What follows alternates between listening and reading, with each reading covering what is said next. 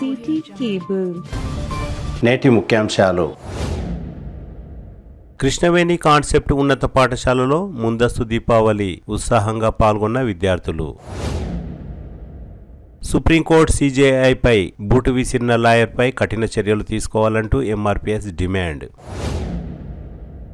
విద్యా సంస్థలను మా గ్రామం నుండి తరలించవద్దు, అప్పాయిపల్లి గ్రామస్తుల నిరసన. తమిళనాడు తరహా రిజర్వేషన్లను అమలు చేయాలి, మాజీ బీసీ కమిషన్ సభ్యులు శుభప్రద్ పాటిల్. జూబ్లీహిల్స్ లో మాగంటి సునీత విజయం పక్కా, బీఆర్ఎస్ యువ నాయకులు ఇంతియాజ్ బాబా. సిటీ కేబుల్ వార్తలకు స్వాగతం. వార్తలు చదువుతున్నది మఠం Niranjan.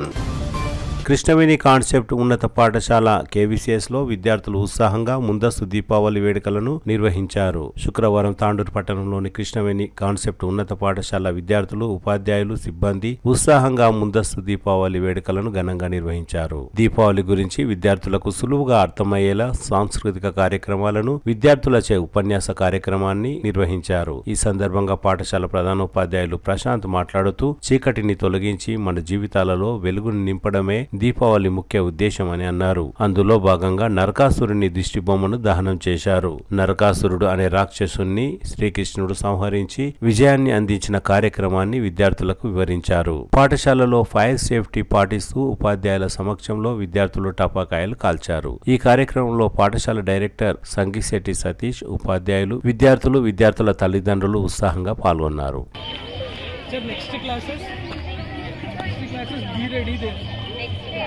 At the same time, first to be teachers, mother teacher as well as class teacher, be ready with their children.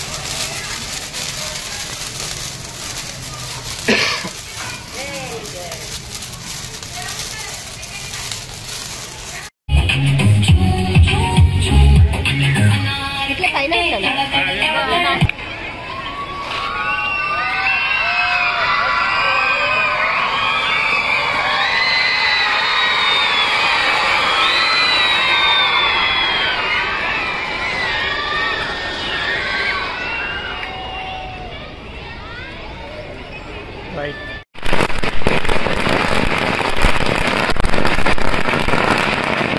Give a big round of applause, everybody.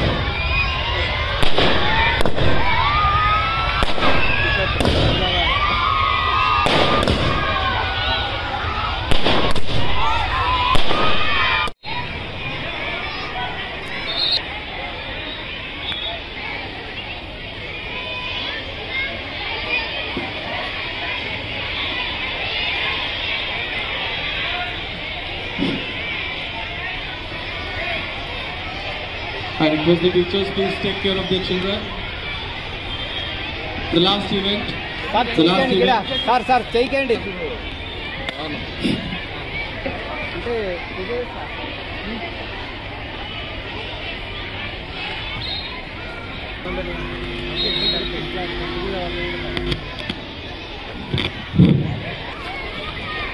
I request everyone to be the part of this. I request HM sir and Director sir to burn the effigy of Narakasura.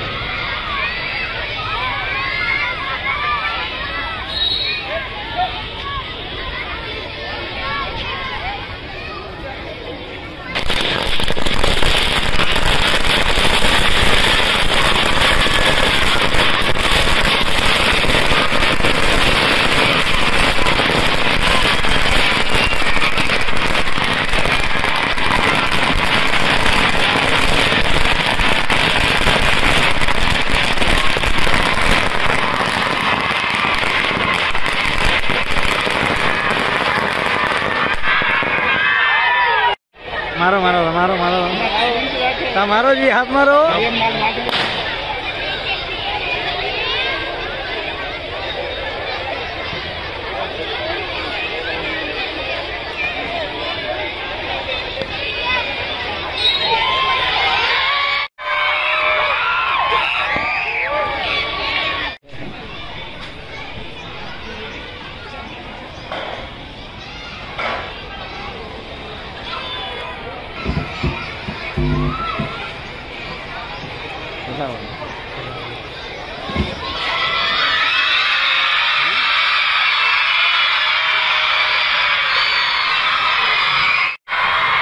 End of Narakasura as well as the end of pre-Diwali celebrations at Krishna Concept School.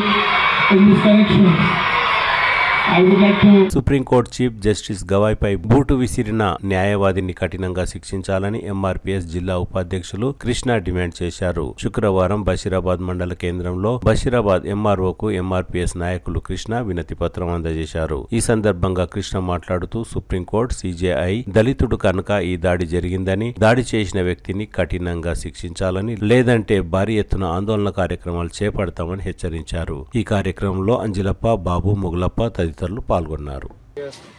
Vikarabad జిల్లా ఉపాధ్యక్షుడిగా ఈరోజు బషీరాబాద్ మండలంలో తహసీల్దార్ office దగ్గర ఈ సంఘటన ఏం జరిగిందంటే, supreme court judge న్యాయవాది చీఫ్ జడ్జి గౌడ్ గారు ఆయన మీద లాయరు సమావేశం జరుగుతున్నప్పుడే అగ్రకుల లాయరు ఆయన మీద దళితుడు కాబట్టి ఆయన మీద బూటు విసిరిన జరిగింది. దానికి ఖండిస్తూ ప్రతి మండలంలో కూడా, ప్రతి జిల్లాలో కూడా కలెక్టర్ కూడా ఇవ్వడం కూడా జరిగింది. ఇట్లాంటిది ఒక దళితుడు ఒక న్యాయవాది అని ఇట్లా బూటు విసిరినందుకు రాష్ట్రం అంతా, భారతదేశం అంతా కూడా దీన్ని ఖండిస్తున్నది. కావున ఇట్లాంటివి ఏ అధికారి అయినా కూడా వాళ్ళు జ్ఞానం పెంచుకున్నలే కానీ ఓ దళితుడాన్ని చిన్న చూపు చూసి కులవిక్ష చిన్నోళ్ళని మామూలు మనిషి అని ఇట్లాంటి ఏ ఆఫీస్లో కూడా ఏ సమస్యలో కూడా ఓ దళితుడాన్ని చిన్న కులం అని, ఒక బలహీనుడని కూడా ఇట్లాంటి కూడా కాకూడదని మందకృష్ణ మాది గారు కూడా సామాన్య ప్రజలకు అందరికీ మేలు కావాలి. ఇట్లాంటి కులవిక్షలు కూడా ఏ మండలంలో కూడా ఏ ఆఫీస్లో కూడా కూడా జరగకూడదు. ఇట్లాంటి ప్రతి మండల, ప్రతి గ్రామంలో కూడా మీరు అన్నీ ఇట్లాంటి అవగాహన చేయండి. ఇట్లాంటి చిన్న చూపు కూడా చూడకూడదని చెప్పుకుంటూ, ఇప్పుడు కూడా మనం కూడా ఏ ఆఫీసర్ అయినా కూడా, పెద్ద ఆఫీసర్ అయినా కూడా దళితుడు అంటే వాళ్ళని పని తీసుకునే కానీ వాళ్ళ చిన్న చూపు చూడవద్దు అని చెప్పుకుంటూ, ఈ అవకాశం ఇచ్చిన అందరికీ బషీరాబాద్ మండల ఎంఆర్ఓ కూడా ఇప్పుడు ఈ లెటర్ ఇవ్వడం జరుగుతుంది. దీన్ని దృష్టిలో పెట్టి ఇంతలో నేను ముగిస్తున్నాను.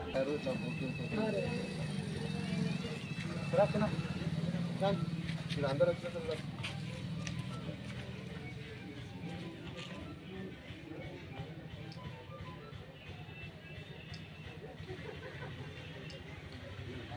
కోడంగల్ నియోజకవర్గం అప్పైపల్లి గ్రామంలో గ్రామస్తులు నిరసన చేపట్టారు. శుక్రవారం జాతీయ రహదారి పక్కన నిర్వహించిన నిరసన కార్యక్రమంలో గ్రామస్తులు నాయకులు మాట్లాడుతూ వెనుకబడిన నియోజకవర్గం నుండి ప్రాతినిధ్యం వహిస్తున్న రాష్ట్ర ముఖ్యమంత్రి రేవంత్ రెడ్డి తమ ప్రాంతంలోనే విద్యా సంస్థలను స్థాపించాలని, ఇతర ప్రాంతాలకు తరలించరాదని డిమాండ్ చేశారు. ఇదివరకే తమ పొలాలను కూడా ప్రభుత్వానికి అందజేశామని గ్రామస్తులు గుర్తు చేశారు. విద్యా సంస్థల స్థాపన కోసమే తమ భూములను ప్రభుత్వానికి కేటాయించామని గ్రామస్తులు తెలిపారు. ముఖ్యమంత్రి రేవంత్ రెడ్డి విద్యా సంస్థలను ఇక్కడ స్థాపిస్తే భావితరాలకు అభివృద్ధి బాటలు వేసిన వారవుతారని అన్నారు. ఈ కార్యక్రమంలో మాజీ సర్పంచ్ విఠల్ సింగ్, మల్లయ్య, కమ్యూనిస్ట్ నాయకుడు సురేష్, అప్పైపల్లి గ్రామ యువకులు, మహిళలు భారీ సంఖ్యలో పాల్గొన్నారు.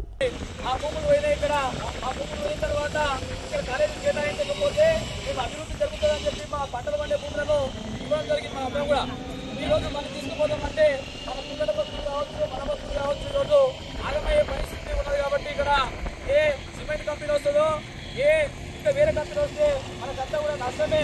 కానీ మెడికల్ కళాశాల రావడం వల్ల మంత్రి కాలేడు, ఎవరు కూడా ఈ ప్రాంతం వెనుకబడదు. కాబట్టి మనమందరం కలిసి ఈరోజు గట్టిగా అడుగుదాం మన సార్ని. ఈ యొక్క కార్యక్రమము ఏ ఒక్క పార్టీకి అనుకూలం కాదు, ఏ ఒక్క పార్టీకి వ్యతిరేకం కాదు. మనం చేసేటటువంటి కార్యక్రమము రేపటి మన పిల్లల భవిష్యత్తు కోసము. ప్రాంతంలో కోడంగల్ ప్రజల కళ మా ప్రాంతం అంతా కూడా చాలా వెనుకబడిన ప్రాంతం, మారుమూల ప్రాంతం, దిక్కు తోచనటువంటి ప్రాంతం. మా బ్రతుకులన్నీ కూడా దీన పరిస్థితిలో ఉన్న ఈ కోడంగల్ ప్రాంత అందరి పరిస్థితులు అన్నీ కూడా ఈ ప్రాంతానికి ఎవరైతే అభివృద్ధి చేస్తారో, ఎవరిని ఈ ప్రాంతంలో తీసుకురావాలి, ఎవరు మాకు మద్దతు ఇస్తారో, ఎవరు ఈ ప్రాంతాన్ని భావి తరాలకు పెంచి పెద్దగా చేసి ఈ ప్రాంత అభివృద్ధి కోసం వెన్న ముక్కలాగా నిలబడి ఈ ప్రాంత భవిష్యత్తుని తలరాత మారుస్తారంటని చెప్పే ఉద్దేశంతోన మాకు ఒక దేవునిలాగా దొరికిండు ఈ రేవంత్ రెడ్డి గారు. సంతోషం. చాలా వరాలు ఇచ్చిండు మా ముఖ్యమంత్రి గారు, ఈ ప్రాంత అభివృద్ధి చేస్తానంటని చెప్పేసి మా కళ సహకారం అవుతుందంటని చెప్పి మేము రకరకాలుగా కళలు కన్నాం. మరి 2 సంవత్సరాలు గడుస్తుంది. ఈ కొడంగల్ ప్రాంతం నుంచి నేను ముఖ్యమంత్రి అయితే ఈ ప్రాంతం నా గుండెల్లో పెంటుకుంటా. ఈ ప్రాంత ప్రజలను ఎక్కడ కూడా మర్చే ఆసక్తి లేదు. ఈ ప్రాంత ప్రజలకు నేను ఎల్లవేళలా రుణపడి ఉంటా అంటని చెప్పి చాలా రకాలుగా మాట్లాడిండు. అయినా మేమందరం కూడా ముక్త కంఠంతో ఏకమై మిమ్మల్ని భారీ మెజారిటీతో గెలిపించడం జరిగింది. నాయనా, నిన్ను గెలిపించినందుకు మా దగ్గర ఈ ప్రాంతం అభివృద్ధి కోసమై పెద్ద ఎత్తున అన్ని కళాశాలలు కానివ్వండి, ఇంటిగ్రేటెడ్ కాస్ట్ హాస్టళ్లు కానివ్వండి, లేకపోతే ఇక్కడ ఫ్యాక్టరీలు కానివ్వండి పెద్ద ఎత్తున వస్తాయంటని చెప్పి అనుకున్నాం. అదే రకంగా మీరు ఇనాగరేషన్ చేసిండ్రు. దాన్ని ప్రత్యేకంగా మీకు మా ప్రజల తరఫున, కొడంగల్ ప్రాంత ప్రజల తరఫున ధన్యవాదాలు తెలుపుతున్నాం. 2 సంవత్సరాలుగా ఏదైతే ముఖ్యమంత్రి ప్రమాణ స్వీకారం చేసిన వెంబడే ఈ కొడంగల్ ప్రాంతానికి పెద్ద ఎత్తున బడ్జెట్ శాంక్షన్ చేసి, ఇనాగరేషన్ చేసి, అందరూ కాంట్రాక్టర్లను రప్పించి వెంబడే పనులు కూడా ప్రారంభమైనాయి. 2 నెలల నుంచి వింటున్నాం. పనులన్నీ కూడా ఎక్కడివక్కడ స్తంభింపజేసిండ్రు. ఏదైతే మెటీరియల్ ఉందో అదంతా కూడా అమ్మబడింది అంటని చెప్పి అనుకుంటా ఉన్నారు. దీంట్లోనే మాకు తెలిసింది ఈ ప్రాంతంలో కాదు డెవలప్మెంట్, ఇతర ప్రాంతాలను డెవలప్మెంట్ చేసేందుకు ఈయన పూనుకున్నాడంటని చెప్పి తెలుసుకున్నాం. మొన్న ఇయాలనే ముఖ్యమంత్రి ఇంటికాడ మా శాంతినగర్ కాలనీ పక్కనే ఆయన ఇల్లు నిర్మాణం చేసుకున్నాడు. బహుశా నేను అనుకుంటా ఇంటి వెనకాలనే కొండారెడ్డిపల్లి గ్రామం ఉంటుంది. ఆ గ్రామానికి ఎవరు మన విద్యుత్ శాఖ అధికారులు రాష్ట్రం నుంచి కానివ్వండి, కేంద్రం నుంచి కానివ్వండి పెద్ద ఎత్తున భారీ ఎత్తున సోలార్ ప్లాంట్ నిర్మించడానికి పెద్ద ఎత్తున భూసేకరణలు చేసినారు అంటని చెప్పి రకరకాలుగా షికార్లుగా పుకార్లుగా పెద్ద వాతావరణం సృష్టించిన ఘనత ముఖ్యమంత్రి గారిది. మరి కొండారెడ్డిపల్లి వాళ్ళందరూ కూడా వచ్చిండ్రు, ఎంక్వైరీ చేసిన వెంబడే వారం లోపటనే అరే నాయనా కొండారెడ్డిపల్లి అంటే ఇది కాదు, మా area Kalwakurthy Kondareddypalli solar plant వేస్తున్నామంటని చెప్పి ఇక్కడ నుంచి అది ఇంత ఎత్తుకుపోయిండు, గద్దె ఎత్తుకుపోయినట్ల. మరి మనకి ఇచ్చినటువంటి కళాశాలలు కూడా అదే మాదిరిగా ఎత్తుకుపోయినటువంటి ఘనత మన ముఖ్యమంత్రి గారికి దక్కింది. ఇది సరైన పద్ధతి కాదు నాయన. నీవు కొడంగల్ ప్రజలకు ఇచ్చినటువంటి హామీలన్నిటిని కూడా నెరవేర్చినంతో ఈ పోరాటం కొనసాగిస్తామంటని చెప్పి చెప్తా ఉన్నాం. అదే రకంగా ప్రతిసారి ప్రగల్భాలు పలుకుతూ ఉంటారు మీరు. ఈ ప్రాంతానికి, కొడంగల్ ప్రాంతానికి నా చర్మం వదిలి చర్మం చింపుకొని చెప్పులు కుట్టిస్తా అంటావు. చెప్పులు వద్దు నాయన, మా కళాశాలలు నిర్మించు, మా భవిష్యత్తు తరాలను మార్చు అంటని చెప్పి, మా భవిష్యత్తు బంగారు బాటగా నిర్మించాలంటని చెప్పి మేము ఆశిస్తున్నాము. లేని ఎడల ఈ పోరాటం పెద్ద ఎత్తున గ్రామాన తీసుకొని మిమ్మల్ని ఏ రకంగా ఈ ఓట్లేసిండ్రో అదే రకంగా మీకు మా ప్రతాపం ఏందో నిరూపిస్తామంటని చెప్పి హెచ్చరిస్తున్నాం. Thank you. బీసీ రిజర్వేషన్ కేవలం రాజ్యాంగ సవరణ ద్వారానే సాధ్యమని మాజీ బీసీ కమిషన్ సభ్యులు శుభప్రద్ పాటిల్ అన్నారు. శుక్రవారం ఆయన విలేకరులతో మాట్లాడుతూ బీసీ రిజర్వేషన్ ఎలా సాధ్యం అనే విషయం కాంగ్రెస్ పార్టీ నాయకులకు బాగా తెలుసునని అన్నారు. బీసీలకు న్యాయం జరగాలంటే కేవలం తమిళనాడు తరహాలో బీసీ రిజర్వేషన్లను అమలు చేస్తేనే సాధ్యమని అన్నారు. ఇటీవల ఢిల్లీలో జంతర్ మంతర్ దగ్గర జరిగిన కాంగ్రెస్ పార్టీ సభలో రేవంత్ రెడ్డి మాట్లాడుతూ రాహుల్ గాంధీ ప్రధాని అయితేనే బీసీ రిజర్వేషన్ అమలు అవుతుందని అన్నారని గుర్తు చేశారు. శనివారం జరిగే బీసీ రిజర్వేషన్ల అమలు కోసం నిర్వహించే బంద్లో అందరూ పాల్గొనాలని ఆయన సూచించారు. పరిస్థితి వచ్చిన సందర్భంలో కూడా కోర్టులను ఆశ్రయించినటువంటివి చూసినాం మనం. ఏ వర్గాలైతే రిజర్వేషన్లు వ్యతిరేకిస్తుంటారో ఆ వర్గాలు కోర్టులను ఆశ్రయిస్తుంటాయి, ఈ రిజర్వేషన్లని అడ్డుకునే ప్రయత్నం చేస్తూ ఉంటాయి. అది అందరు కూడా తెలుసు. 140 సంవత్సరాల చరిత్ర ఉన్నటువంటి కాంగ్రెస్ పార్టీకి తెలియదు అనుకుంటే అది మనం మూర్ఖులుగా మనం భావించాల్సి వస్తుంది. అయితే ఇన్నేళ్ల చరిత్ర ఉన్నటువంటి కాంగ్రెస్ పార్టీ ఏం తెలియనట్టుగా supreme court judgments, Indira Sawhney judgment కావచ్చు, 2010లో స్థానిక సంస్థలకు సంబంధించి Krishnamurthy versus union of India judgment కావచ్చు, తర్వాత Vikas Kishan Rao versus state of Maharashtra judgment కావచ్చు, Suresh Mahajan versus state of Madhya Pradesh కావచ్చు, ఈ అన్ని జడ్జిమెంట్లలో సుప్రీంకోర్టు రాజ్యాంగ ధర్మాసనాలు అన్నీ కూడా స్పష్టంగా రిజర్వేషన్లు స్థానిక సంస్థల్లో 50% దాటొద్దని చెప్పేసి రిజర్వేషన్లు నిబంధన పెట్టడం జరిగింది. దీన్ని కోర్టులు అడ్డుకుంటాయని తెలుసు. జరగాల్సినది ఎక్కడ జరగాలి? పార్లమెంట్లో చర్చ జరిగి రాజ్యాంగ సవరణ ద్వారా మాత్రమే రిజర్వేషన్లు పెంచుకునే అవకాశం ఉంటుంది. దానికి అనుగుణంగా గతంలో తమిళనాడు రాష్ట్రం ఈరోజు 50% మించి బీసీలకు రిజర్వేషన్లు కల్పిస్తున్నటువంటి రాష్ట్రం ఏదైనా ఉందంటే అది తమిళనాడు రాష్ట్రం. దాంట్లో 50% బీసీలకు, 18% ఎస్సీలకు, 1% ఎస్టీలకు, మొత్తం 69% రిజర్వేషన్లు తమిళనాడు మాత్రమే అమలవుతున్నాయి. కాబట్టి మేము చెప్పినవి ఏంటంటే తమిళనాడు తరహాలో మీరు ఇక్కడ శాస్త్రీయమైనటువంటి కమిషన్ వేసి, ఒక రాజ్యాంగబద్ధమైనటువంటి కమిషన్ వేసి, తద్వారా మొత్తం కూడా అధ్యయనం చేసి బీసీల వెనుకబాటుతనాన్ని నిర్ధారించి ఒక చట్టం చేసి ఆ చట్టాన్ని పార్లమెంట్లో చర్చించి దాన్ని 9th షెడ్యూల్లో పెట్టే ప్రయత్నం చేయాలని చెప్పేసి స్పష్టంగా బీఆర్ఎస్ పార్టీ కావచ్చు, బీసీ మేధావులు కావచ్చు, బీసీలలో ఉన్నత స్థాయిగా సుప్రీంకోర్టు జడ్జిల వరకు అయినటువంటి వ్యక్తులు అందరూ కూడా చెప్పినా కానీ అవన్నీ పట్టించుకోకుండా మొదటిగా ఏం చేసిరు? ఫస్ట్ చట్టం తీసుకొని వచ్చారు.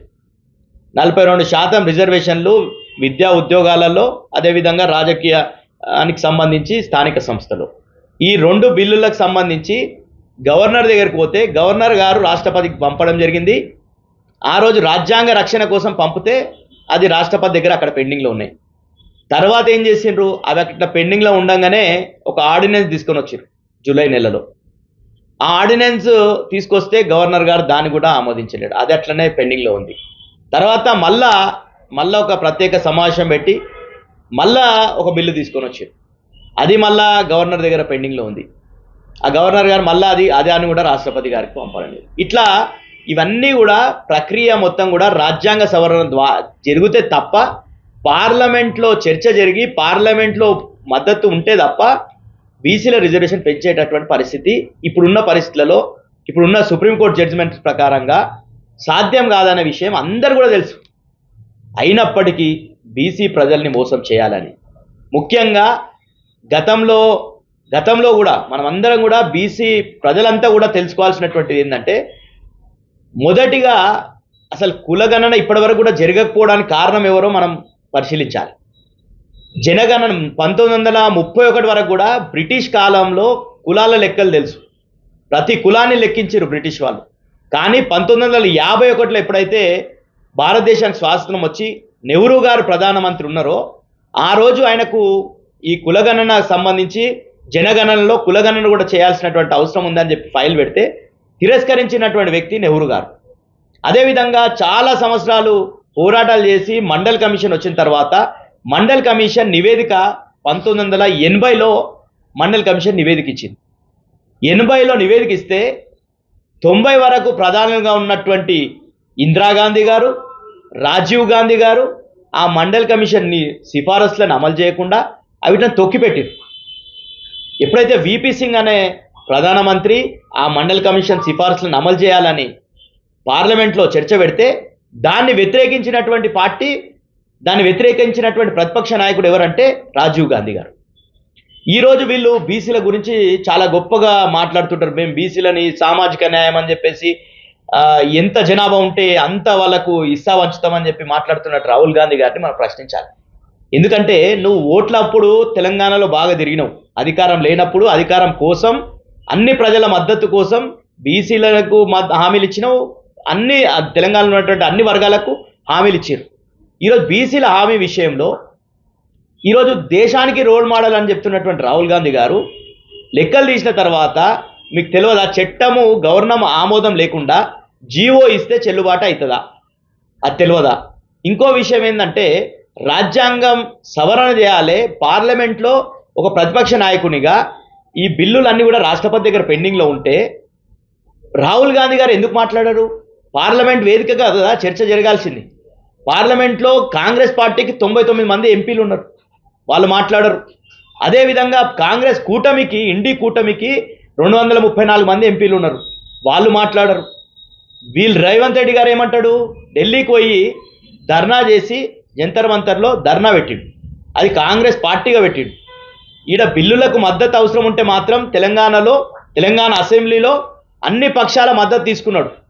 బీఆర్ఎస్ పార్టీ మద్దతు ఇచ్చింది, బీజేపీ పార్టీ మద్దతు ఇచ్చింది, ఎంఐఎం పార్టీ మద్దతు ఇచ్చింది. ఆ రోజు ఒక ప్రతిపక్ష పార్టీగా బీఆర్ఎస్ పార్టీ సంపూర్ణ మద్దతు ఇచ్చింది. మద్దతు ఇస్తూనే సూచనలు చేసినాం మేము, మీరు వెళ్ళే విధానం కరెక్ట్ కాదు, మీరు తమిళనాడు తరహాలో చేయండి, మీరు బీహార్ తరహాలో చేస్తే బీహార్లో కొట్టుడు పోయింది, కాబట్టి మీరు తమిళనాడు తరహాలో రిజర్వేషన్లు పెంచే ప్రయత్నం చేయమని చెప్పినాం. అయినప్పుడు వినకుండా చట్టాలకు ఆమోదమే లేకుండా జీవోలు ఇచ్చారు. ఇస్తే ఏమైంది, హైకోర్టులో కొట్టుడు పోయింది. హైకోర్టులో స్టే ఉన్నది, ఎన్నికల ఆ జీవోలు స్టే ఉన్నాయి. ఉంటే సుప్రీంకోర్టు ఆగమాగంలో హైకోర్టులో ఎందుకు స్టే వచ్చింది, అసలు స్టే కారణం ఏంది?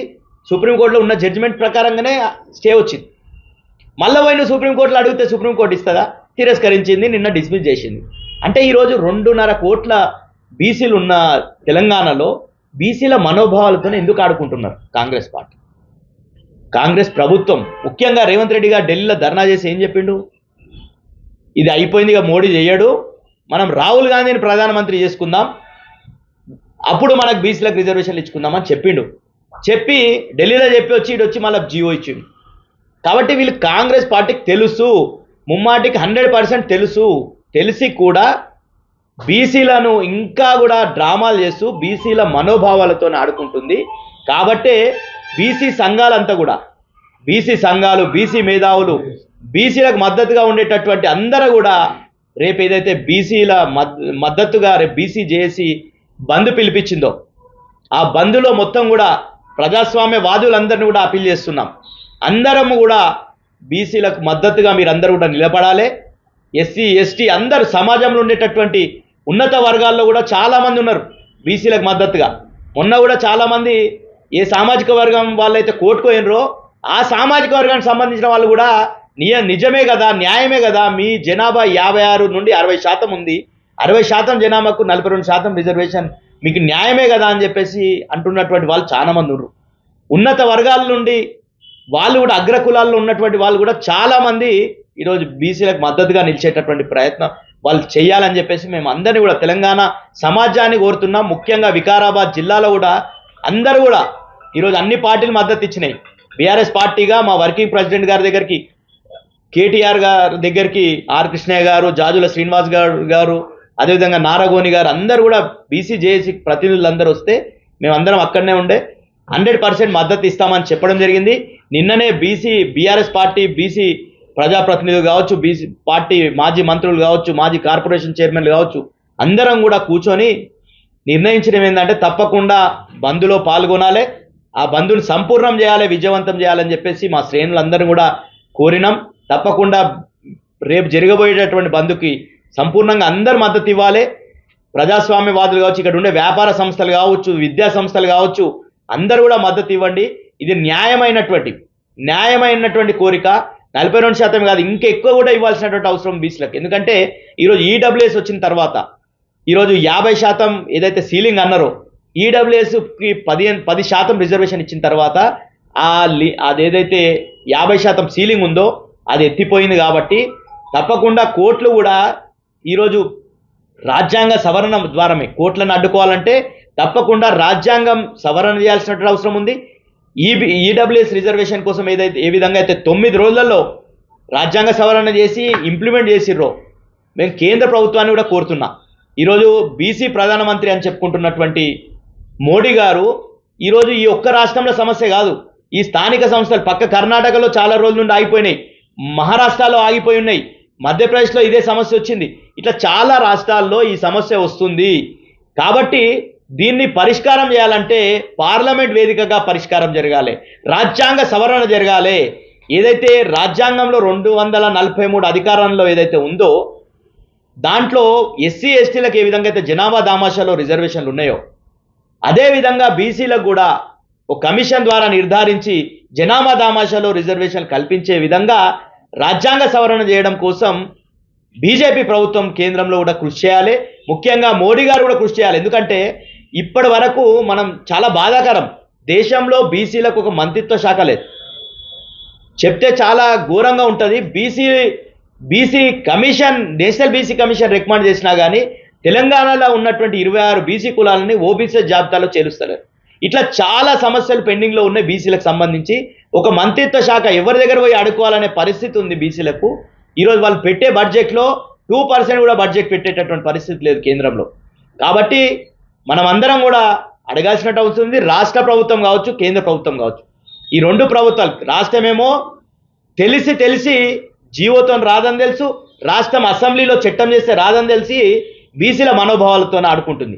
వీళ్ళకు కూడా 8 మంది ఎంపీలు ఉన్నారు తెలంగాణ నుండి కాంగ్రెస్ పార్టీకి. ఎంపీలు అందరూ ఎందుకు పార్లమెంట్లో ప్రశ్నించరు? పార్లమెంట్లో కదా లేవనెత్తాల్సింది. ఈరోజు రాష్ట్రపతి దగ్గర బిల్లులు పెండింగ్ ఉంటే ఎందుకు పెండింగ్లో ఉన్నాయని చెప్పి పార్లమెంట్ వేదిక కదా మనం అడగాల్సింది. అక్కడ అడగకుండా ఈడొచ్చి గల్లీలో కొట్లాడతామంటున్నారు. కాబట్టి ఇంకా కూడా దీని పరిష్కారం రావాలంటే మరో తెలంగాణ ఉద్యమం, తెలంగాణ రాష్ట్ర ఉద్యమం అయితే జరిగిందో తప్పకుండా మరో తెలంగాణ ఉద్యమం, ఈ బీసీ ఉద్యమం మొదలవుతుంది.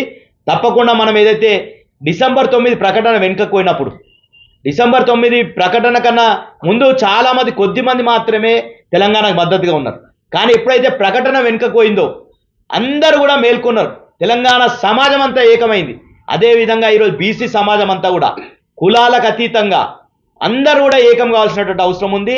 అందరు సంఘటితం కావాలి. ఇది ఎవ్వరి పైన పోరాటం కాదు, మన హక్కుల కోసం పోరాటం. మనకు నిజంగా చట్టబద్ధంగా న్యాయబద్ధంగా దక్కాల్సినటువంటి హక్కు కోసం కదా ఈ పోరాటం జరుగుతుంది. కాబట్టి అందరం ఏకం కావాల్సినట్టు అవసరం ఉంది. రేపు బంద్లో అందరూ కూడా పాలు పంచుకోవాలి, 100% దీన్ని విజయవంతం చేయాలి. ఒకసారి కేంద్ర మొత్తం కూడా, దేశ దృష్టిని మొత్తం కూడా తెలంగాణ వైపు చూసే విధంగా, తెలంగాణ ఉద్యమంలో ఏ విధంగా అయితే జరిగిందో ఆ విధంగా మొత్తం దేశ దృష్టిని ఆకర్షించే విధంగా బంద్ జరగాలని చెప్పేసి అందరినీ కోరుతూ, ఈ ఉద్యమం ఆగదు. ఇది ఒక్క దాంతోనే కాదు, 100% బీసీలకు చట్టసభలో కూడా రిజర్వేషన్ కావాల్సినట్టు అవసరం ఉంది. కేసీఆర్ గారు తెలంగాణ రాష్ట్రం వచ్చినటువంటి మొట్టమొదటి అసెంబ్లీ సెషన్లోనే బీసీలకు 33% చట్టసభల్లో రిజర్వేషన్ కల్పించాలని కేసీఆర్ గారు అసెంబ్లీలో తీర్మానం చేసి పంపించడం జరిగింది. తప్పకుండా బీఆర్ఎస్ పార్టీ బీసీల విషయంలో ముందులుంటుంది. ఏదైనా కానీ బీసీ సంఘాలు నిన్న వచ్చి అడిగితే వెంటనే మద్దతు ప్రకటించడం జరిగింది. 100% బీసీ బీఆర్ఎస్ పార్టీలో ఉన్నటువంటి బీసీలు చాలామంది ఈరోజు రాష్ట్ర నాయకత్వంలో సగం మంది, అన్ని పార్టీల్లో సగం మంది ఉంటే బీఆర్ఎస్ పార్టీలో సగం మంది మంత్రులు కావచ్చు, ఎమ్మెల్యేలు కావచ్చు, మాజీ అందరూ కూడా మెజార్టీగా బీసీ ప్రజాప్రతినిధులు బీఆర్ఎస్ పార్టీలో ఉన్నారు. కాబట్టి అందరూ కూడా ముందుకు పోరాటం చేస్తాం. తప్పకుండా ఈ 42% కాదు, చట్టసభల్లో కూడా రిజర్వేషన్ రావాలి. విద్యా ఉద్యోగాల్లో కూడా ముఖ్యంగా ఈరోజు కాంగ్రెస్ పార్టీ ఎట్లా చేస్తుందంటే ఈరోజు ఓన్లీ కేవలం 42% అనేది ఈరోజు కామారెడ్డి డిక్లరేషన్లో చాలా అంశాలు ఉన్నాయి. 60 అంశాలతోని కామారెడ్డి డిక్లరేషన్ చేసింది. దాంట్లో కేవలం ఇది ఒక్కటే అంశం అన్నట్టు, ఇక మిగతా అంశాలు ఏవి లేనట్టు చాలా డ్రామాలు చేసింది. అందులో ఇప్పుడు బీసీలకు సప్లాన్ తెస్తామన్నారు. ఆ సప్లాన్ తేవడానికి ఏ చట్టం అడ్డుకోదు, ఏ రాజ్యాంగం అడ్డుకోదు, ఏ కోర్టులు అడ్డుకోవు. కానీ ఆ సప్లాన్ తీసుకొని వస్తలేరు. అదేవిధంగా బీసీలకు ప్రతి సంవత్సరం 20,000 కోట్లు బడ్జెట్లో పెడతామన్నారు. అది పెడతలేరు. దాన్ని ఏ చట్టం అడ్డుకుంది, ఏ కోర్టు అడ్డుకున్నది?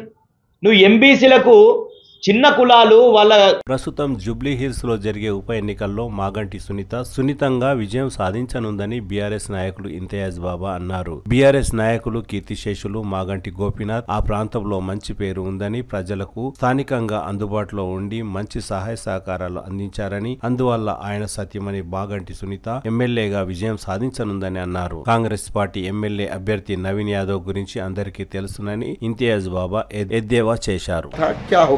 आप लोगों को सभी को पता है पिछले 10 साल पहले तेलंगाना कैसा था और ये 2 साल में तेलंगाना कैसा है। रही बात अब जो है ना, केसीआर साहब लास्ट टाइम पे गवर्नमेंट ने आने की बहुत बड़ी वजह, इंटेलेक्चुअल्स बोले, बिजनेसमैन बोले, बहुत सारे लोग बोले कि अगर कई जगह पर टिकट्स का अगर चेंजेस करते तो आराम से टीआरएस गवर्नमेंट आती, क्योंकि अर्बन एरियो में बहुत सारे कैंडिडेटों को ऐसे दिए जो कि जीत नहीं सकते थे, इसीलिए अर्बन एरियो में हारे।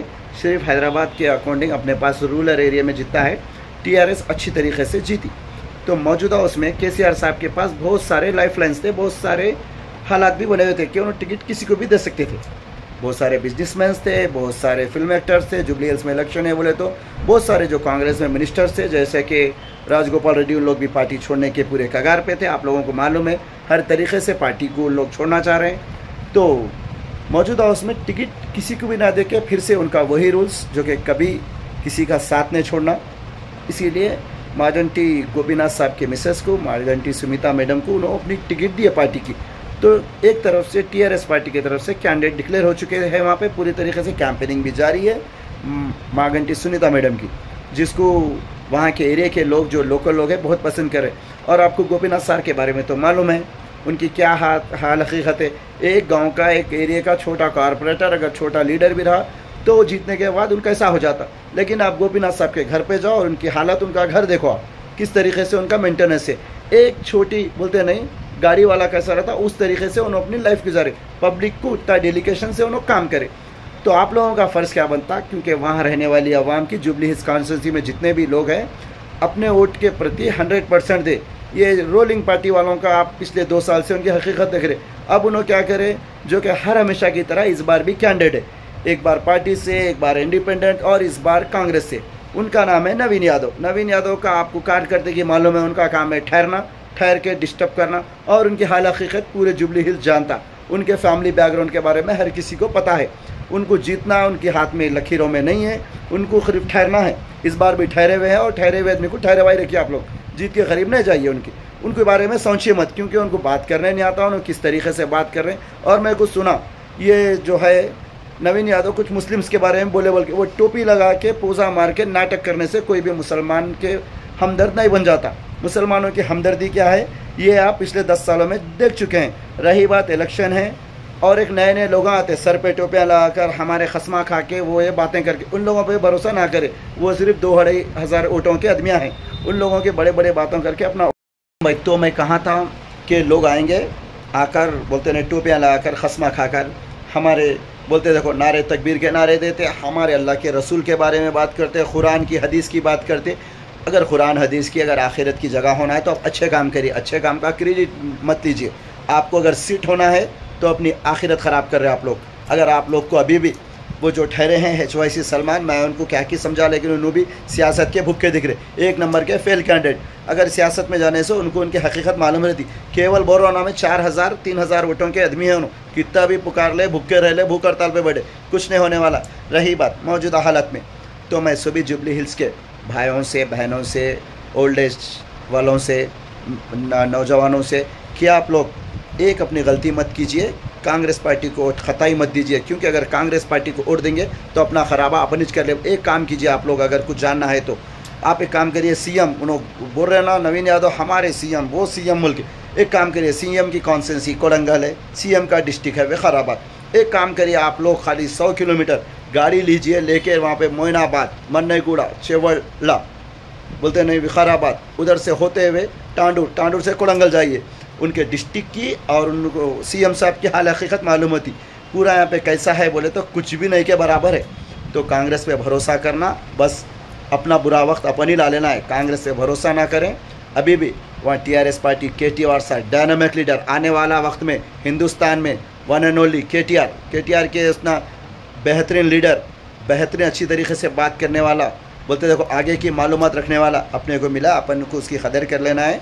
ये लोग जो भी ठहरते, इन लोगों को डाल के अपना वोट नहीं ख़राब कर लेना। आपका वोट, आपके घर वालों का वोट, आपके मोहल्ले वालों का वोट और आपके दोस्त अहबाब का वोट, अपने घर के बड़ों का वोट, पूरे वोट्स TRS पार्टी को दलाइए, वहाँ सुनीता मैडम को जिताइए और KCR साहब को हाथ मजबूत कीजिए। ओके, ठीक है ना, बाय। తిరిగి వచ్చే బులెటిన్లో తాజా వార్తలతో మళ్ళీ కలుద్దాం. అంతవరకు సెలవు, నమస్కారం. మరిన్ని వార్తల కోసం ఛానల్ సబ్స్క్రైబ్ చేయండి, షేర్ చేయండి, లైక్ చేయండి, కామెంట్ చేయండి. CT Cable.